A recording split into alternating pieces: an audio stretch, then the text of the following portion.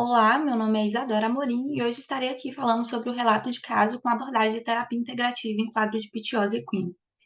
É fundamental falar que a pitiose equina ela é uma doença endêmica no Brasil, associada principalmente a regiões chuvosas e com alta umidade, o que acaba se tornando um desafio para a saúde equina do país. Essa doença é causada pelo agente infeccioso pítio insidioso, que, como observada na figura 1, é transmitido por meio de zoósporos que adentram o organismo por portas de entrada, sendo a principal delas soluções de continuidade. E aí a doença vai estar associada principalmente a regiões de membros, abdômen ventral e face.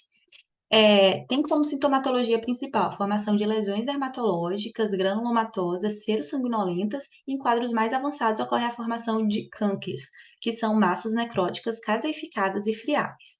A gente tem que o diagnóstico, para além do exame clínico, histórico e anamnese, vai estar aí associada à realização de isolamento e cultura microbiológica e histopatologia. Além disso, o tratamento ele vai ser um grande desafio, uma vez que, embora o agente etiológico ele se comporte como um fungo, ele vai ter características morfológicas mais semelhantes a grupos de algas, fazendo com que esse agente não responda ao uso de fármacos específicos é, antifúngicos. Dessa forma, a gente tem aí que o atendimento clínico foi iniciado em abril de 2022, onde foi encaminhado ao Hospital Veterinário Equino Macho, Manga Larga Machador, de 5 anos de idade. Segundo o proprietário, esse animal ele vivia exclusivamente a pasto, no local de alagamento, e ele sofreu essa lesão na região de boleto do membro torácico esquerdo em dezembro de 2021. Esse paciente ele foi atendido previamente, porém não houve um sucesso do diagnóstico e do tratamento, o que culminou aí nesse aumento progressivo da lesão. Ao exame clínico, foi observado um granuloma com circunferência de 38 centímetros na região do boleto, acompanhada de linfangite que se estendia proximamente até a articulação úmero-radioulnar. Além disso, esse paciente ele apresentava odor fétido, secreção fibrino-sanguinolenta e material necrótico caseificado, que são os cânceres, como dito anteriormente, e isso tudo é observado aí nessa figura 2. Além disso, a gente tinha aí um intenso prurido que fez necessário a adaptação de um colar que impedisse que esse animal conseguisse se automutilar. Em exames mais específicos, foi observado aí mucosa purpurada, desidratação de 5%, anemia acentuada com hematócrito de 9%, e score corporal de 1,5. Imediatamente foi realizada uma terapia de fluido, uma suplementação vitamínica, limpeza e bandagem da ferida. Devido ao grau de anemia, descartou-se aí num primeiro momento a excisão cirúrgica e foi indicada a transfusão sanguínea, que foi suspensa devido a uma reação transfusional manifestada pelo animal. Então, aí foi instituída uma acupuntura nos pontos BAIUI, E36, B17 e BP10, que obtiveram a resposta positiva e que fizeram com que no quinto dia tornasse possível a realização aí de uma curetagem e biópsia da lesão para encaminhamento para histopatologia e cultura que confirmaram a pitiose.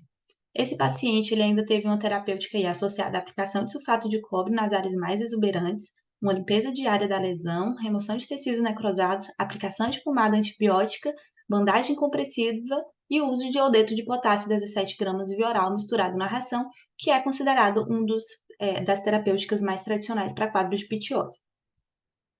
Então, após essa primeira semana de debilitamento mais intenso da ferida, foi suspenso o uso de sulfato de cobre e foi aí implementado o uso de terapia fotodinâmica com laser vermelho mediada por azul de metileno.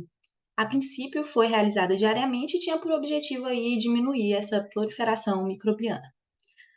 O tratamento com iodeto de potássio foi mantido por 40 dias, juntamente com a rotina terapêutica de antisepsia e associada à aplicação de óleo ozonizado tópico diariamente.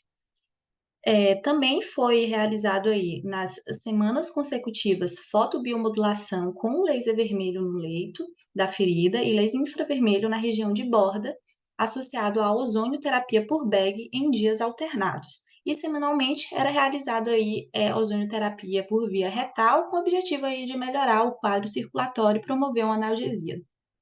Dessa forma, a gente tem que a resolução do caso com a epitelização completa da ferida, ela ocorreu após 4 meses de internamento, que, como observada na figura 3, a gente consegue ver aí essa evolução cicatricial, respectivamente em A de 50, em B de 85 e em C de 100 dias após o início do tratamento.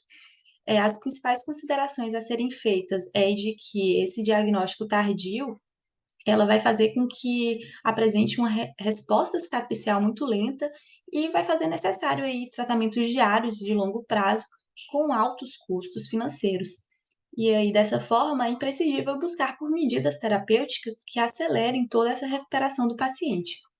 O iodeto de potássio, ele vai entrar aí nesse protocolo como fortalecedor do sistema imunológico, permitindo aí que a resposta inflamatória do paciente seja eficiente, e, embora seja comum a realização de excisões cirúrgicas, esse quadro específico, essa prática foi contraindicada, uma vez que é uma região muito vascularizada que poderia levar a quadros de hemorragia que diminuiria ainda mais o hematócrito desse paciente.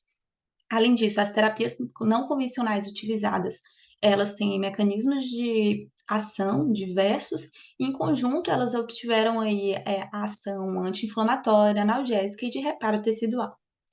Por fim, a gente conclui que nesse presente caso, a terapia integrativa com associação de laser, ozônio e a acupuntura ela foi fundamental para a evolução positiva de um paciente que chegou para o nosso internamento com um quadro crítico e crônico de debilidade. Além disso, a associação dessas terapias com a terapia convencional, que foi o uso de iodeto de potássio e curativos diário, elas promoveram uma resposta imunológica e reparativa na lesão dermatológica e que obteve aí uma completa resolução do quadro de pitiose e um restabelecimento da sanidade e funcionalidade do paciente. Esse foi alguma das referências utilizadas e essa relato de caso foi aí recebido pelo grupo de estudos de equinos, ECOS, da Universidade Estadual de Santa Cruz. Muito obrigada pela atenção.